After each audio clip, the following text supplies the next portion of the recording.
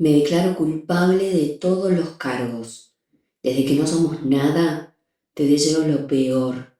No desaprovecho oportunidad de venganza. Bruxo de resentimiento por las noches, imaginando lo mejor para mí, lo peor para vos. No te quiero de vuelta, pero tu felicidad, lejos de mí. Me declaro egoísta y miserable. Tanto como vos, hay que decirlo. Yo sé que un día van a encontrar nuestros cadáveres por ahí. La carátula, dos caníbales que no supieron separarse. Dicen por ahí que uno conoce verdaderamente al otro en el momento de la separación. Puede ser. Conocemos al otro en la separación porque lo vemos tal cual como es. Lo vemos como otro. Tan otro que no lo reconocemos. Tan otro que se vuelve casi un extraño, aunque hayamos pasado muchos años juntos. Es que recién en ese momento, el de la separación y no en el momento del enamoramiento, podemos reconocer que el otro es tan otro que nunca, en verdad, lo pudimos poseer. Mucho del amor es una ilusión. Ojo, también hay que hacerse cargo de lo que no quisimos ver, o de lo que en principio valoramos como virtudes y luego se fueron convirtiendo en defectos. Es en ese momento en que lo conocemos porque nos enteramos también de cómo es sin nosotros o más allá de nuestro vínculo. Y se convierte en un extraño. No reconocemos a esa persona que pelea por sus intereses, que obviamente ya no son comunes, y eso nos choca. Y llora por los cubiertos de la bisabuela que quiso hacer guita más de una vez. Pero mejor no tomarse todo tan en serio, que la mayoría de las cosas que el otro hace no es tanto porque no nos quiera, sino porque está en su propio desgarro. Te lo voy a decir. En la separación nos damos cuenta de que el otro siempre fue otro, que nunca fue nuestro. El desafío, que podamos aceptarlo.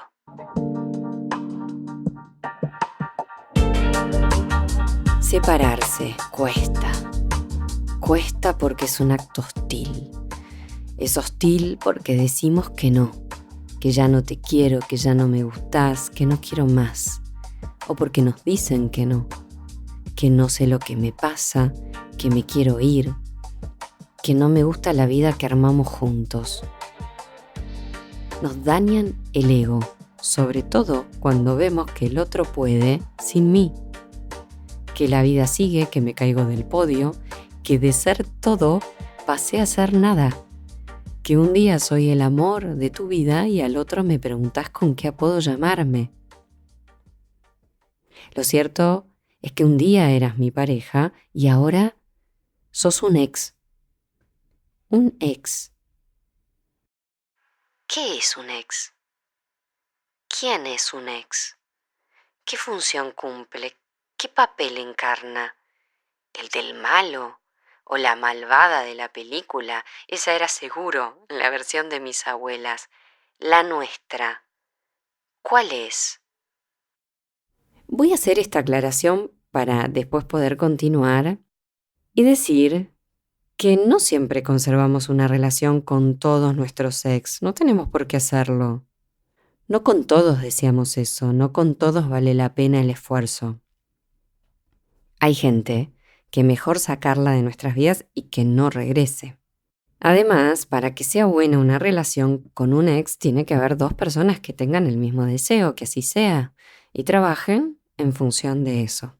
En la mayoría de los casos, me voy a referir a personas que tienen esa búsqueda, que cuestionan las maneras en las que estamos seteados a manejarnos en el plano de lo vincular y social, o que están en proceso de separación y tienen hijos en común, y sus vidas se ha ido configurando como una guerra que los tiene agotados. Y esta relación de guerra los está haciendo sufrir, pero no solo a ellos, sino que es una situación que tiene consecuencias en la familia que son. También va dirigido a aquellas personas que un día se preguntan cómo hicieron para llegar a estos grados de conflictividad con una persona que en algún momento amaron y mucho. Los voy a invitar a que podamos cuestionarnos. Las separaciones nos ponen en jaque. Son momentos en que, como nunca, tenemos que reconocer y aceptar entonces que el otro es otro, que no podemos convencerlo de que cambie, ni que esté de acuerdo con nuestras versiones, ni que reconozca lo que nosotros leemos como sus errores o fallas.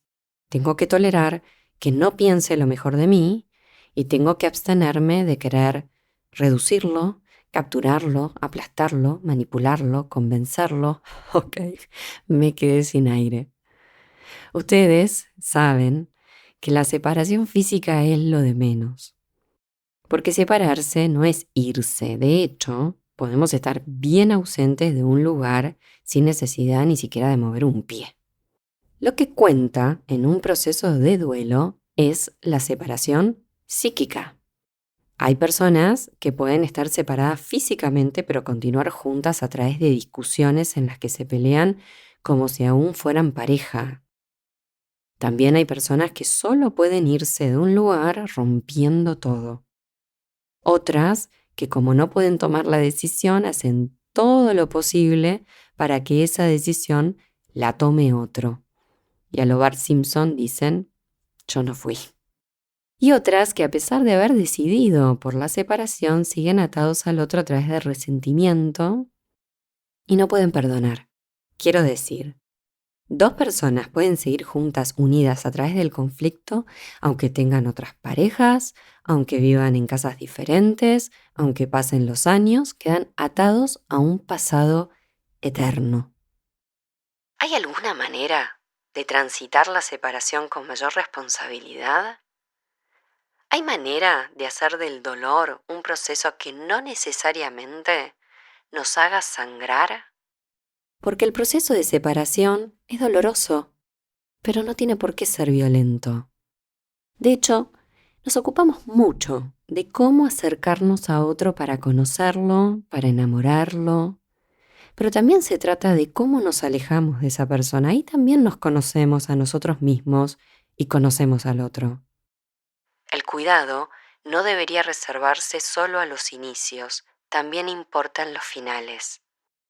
Que seamos personas, eso no es algo que traigamos de nacimiento. Ser persona es un trabajo, porque lo más fácil y rápido es dejar liberar nuestros impulsos más agresivos y egoístas, convertirnos en caníbales y herir a quienes hemos querido.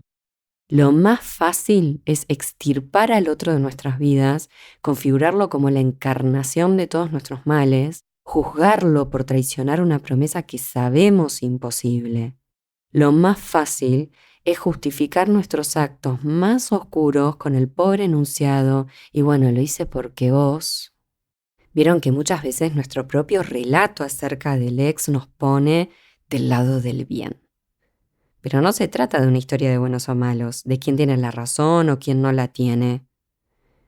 No se trata de repasar los hechos para endosar culpas y librarse de responsabilidades, de quedar bien parados, de tener la última palabra para estar tranquilos.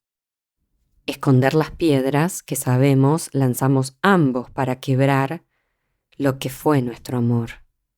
No podemos permitirnos decir cosas con el solo propósito de producir un efecto en el otro. No podemos darnos la libertad de generar microvenganzas eternamente. Lo que podemos hacer es ponernos un límite a la sed de venganza, a las ganas de abrazar el rencor y el resentimiento. Preguntarnos si existe alguna otra forma no tan traumática de cortar un vínculo sin que sea exterminar al otro o expulsarlo de la manera más violenta. Tenemos que abstenernos de abrir la boca y utilizar nuestras palabras como si fueran balas. Ese es el desafío. ¿Se puede?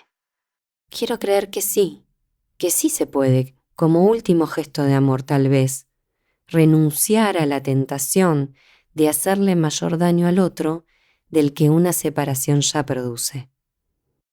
La mayoría de las veces nos han dejado de querer, pero también nos han amado lo suficiente. Entonces mejor quedarse con esa parte que ensañarse con lo que no pudo ser. La separación puede ser una transformación del vínculo para que dos personas recuperen autonomía, pero no en acto de venganza ni como abandono de persona, porque no es algo que te hacen a vos, es que el amor a veces se nos termina. Y si transitamos una buena separación, es posible reencontrarnos con el otro desde otro lugar y compartir otras cosas nuevas, lo que además es crucial si se comparte la crianza de hijos. Hay que resistirse a agredir ante el dolor y el desgarro que produce el duelo para no producir más dolor que el necesario. Hacer de nuestras versiones finales algo más humanas, que el fin de un vínculo no sea una batalla. Revisar lo que demandamos, lo que exigimos. Esto también implica a las nuevas parejas de nuestras exparejas que muchas veces entran en conflicto con un posible trato respetuoso o cariñoso. Pedirle a tu pareja que borre su vida afectiva, la verdad, es lo contrario al amor. Una actitud que no entiende el amor como integración, sino como exclusión. Se entiende porque realmente nos han enseñado más sobre la enemistad y la competencia que sobre la posibilidad de coexistir. También nos han enseñado a configurar nuestros afectos en términos de ranking, exclusión y objetivos. Y acá estamos para tratar de deconstruir un poco estas ideas. Una paciente me decía, me enamoré de mi pareja por cómo trata a sus hijos y a su anterior pareja. Le creo, porque para ella ese comportamiento no es una amenaza, sino un indicio de salud mental y emocional de su actual pareja. Otra paciente dice, descolgaron mis fotos de todas partes. Creo que si me hubiese muerto, me hubieran hecho un altar, pero ser ex, eso te pone en línea de quien hay que demonizar, casi sin haber un porqué. También le creo, porque es como si no hubiera grises. O somos enemigos, o somos todo para el otro. O estamos juntos, o no somos nada. Que si estoy con vos, te presto mi atención, estás en mi norte. Pero si no llevamos una etiqueta, entonces nada. Es necesario revisar esa experiencia postvincular que ya no responde necesariamente a etiquetas, proyectos, objetivos específicos. Tenemos que aprender a relacionarnos con el otro después de la separación y salir de estos lugares de sentido común que nos dicen qué es y qué no es un vínculo para pensar nuestros afectos más allá de la hegemonía y la productividad. Tenemos que salir del libreto de que después de la ruptura hay que acabar con la relación. Me importa mucho esta frase porque habla de acabar con el otro. Y esta visión está tan validada que no nos preguntamos qué otras versiones posibles pueden existir. Y cuando nos topamos con esos casos donde dos ex se llevan bien, ya sale lo peor de adentro. Sospechamos, no puede ser. Que dos ex no pueden ser amigos, que seguro ahí queda algo. Nos hemos creído tan fuerte la idea del amor como completud y para toda la vida, que la ruptura es una tragedia que necesita de culpables. Y ahí es donde nos habilitamos a hacer cualquier cosa. Claro que los procesos de duelo incluyen la rabia y la frustración. Pero estas emociones también se pueden gestionar en el marco de la ternura. La ternura es algo que hay que recuperar. En una separación sentimos odio, rechazo, ira, resentimiento y muchas emociones que son parte de la experiencia amorosa. Y está bien habilitarse a sentirlas. Lo que digo es que lo que no está bien es convertir al otro en el saco donde deposito todo eso. Es decir, el odio y la rabia funcionan como herramientas para romper y distanciarse del otro en el proceso del duelo, pero no tengo por qué ir a volcar todo eso sobre el otro. Entonces, no creo que la clave para superar un quiebre amoroso sea el odio. Puede ser un momento, una instancia, pero no una salida, mucho menos una actitud que dirigir hacia el otro. Si hay hijos, especialmente, es imprescindible una despedida desculpabilizadora y respetuosa en la medida en que sea posible. A veces no es posible rápidamente, a veces es posible con el paso del tiempo. Pero quiero creer, nunca es tarde para poder hacerlo. Cambiar de pareja es un proceso que forma parte del devenir de la vida, que es doloroso, pero no necesariamente tiene que ser violento. Violenta es la manera de hacerlo y es una decisión hacerlo o no. Por eso tenemos que implicarnos, reflexionar, hacernos una pregunta también acerca de nuestros propios actos. Tal vez el problema también radica en la estructura de pareja que hemos configurado en esa fusión romántica de media naranja, que ahora necesitamos dinamitarnos para destruir la identidad romántica que alguna vez existió. Entonces, para que deje de haber un nosotros, necesitamos odiarnos profundamente y enemistarnos. Entonces, o estás conmigo, o estás contra mí, o me amás, o me odias. El problema de los binarismos es el empobrecimiento al que nos llevan. También nos viene bien entonces preguntarnos cómo construimos un vínculo. No podemos entonces echarle la culpa al otro de nuestro dolor. A veces el amor simplemente llega a su fin y el dolor que sentimos es nuestro, no podemos responsabilizar al otro por el proceso del duelo que tenemos que atravesar. Y si optamos por una actitud de venganza o de castigo, nunca vamos a poder aceptar aquello que perdimos y seguir adelante. Y el fin de una pareja no necesariamente es el fin del cariño por el otro. Ese cariño muchas veces se conserva. Se puede aceptar que la separación, la mayoría de las veces, es por un desgaste y por errores mutuos por los cuales ninguno puede culpar al otro. Si nos empecinamos con ese resentimiento, nos enfermamos, pero no por falta de amor, sino porque nos ponemos muy oscuros, ensombrecemos nuestra alma. Nos convertimos en una persona que no queremos ser y hacemos del otro alguien que no es. A veces hay que terminar de aceptar que la vida no está hecha para responder a nuestro yo, y no hay nada que interpretar, ni que arreglar, ni que analizar. Al final de cuentas, estamos hechos de nuestros amores y desamores. Y un ex es alguien con quien inventaste un espacio, un lenguaje, construiste una intimidad. Es alguien con quien aprendiste que el amor, las ilusiones y los proyectos pueden no ser suficientes. Alguien con quien atravesaste momentos de alegría y de dolor. Y en el caso de haber hijos, es preciso ser capaces de construir otras formas posibles de convivencia afectiva. Aquello que los hijos ven en sus padres, esa posibilidad de ser flexibles con lo que van siendo en el transcurso de la vida, la manera en que tratan a las personas que fueron parte de su vida, colaboran, se ocupan, ayudan, son generosos, con quienes alguna vez amaron. Esa es la matriz vincular que les heredamos.